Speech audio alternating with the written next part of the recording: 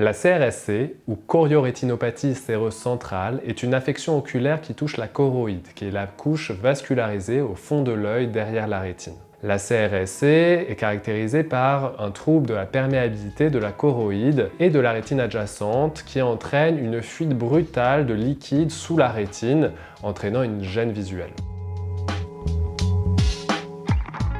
Pour l'instant, la cause de la CRSC reste encore inconnue. Ce que l'on sait, c'est qu'elle touche essentiellement des hommes jeunes, entre 20 et 30 ans, de nature anxieuse ou qui ont des facteurs de risque particuliers comme une prise de corticoïdes assez récente. On peut rencontrer aussi chez certaines personnes une sécrétion anormalement élevée de cortisone dans le sang.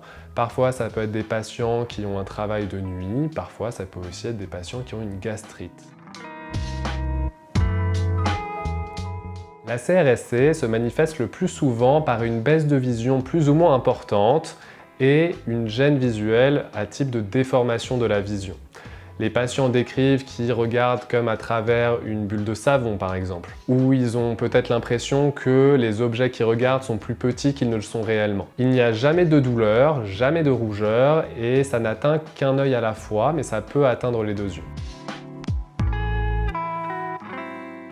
Le plus souvent, le liquide sous la rétine régresse en 4 à 6 semaines environ et la vision récupère. Mais dans certains cas, le liquide sous-rétinien peut persister pendant plusieurs mois et on appelle ça une CRSC chronique, souvent de moins bons pronostics visuels. Malheureusement, les récidives sont possibles dans l'ordre de 50% des cas et une surveillance régulière sera importante pour vérifier l'absence de complications à type de vaisseaux anormaux qu'on appelle des néovaisseaux sous la rétine et qui peuvent entraîner une baisse de vision rapidement progressive et délétère au long cours. Lors du premier épisode, une simple surveillance est recommandée car il est souvent résolutif en quelques semaines. Il est néanmoins important d'identifier un facteur de risque comme la prise de corticoïdes sous quelque forme qu'elle soit, que ce soit par spray nasal, en pommade ou même par la bouche. Si le liquide sous-rétinien persiste plus de 3 à 6 mois ou que la baisse de vision est importante ou handicapante, il sera nécessaire de commencer un traitement dès maintenant.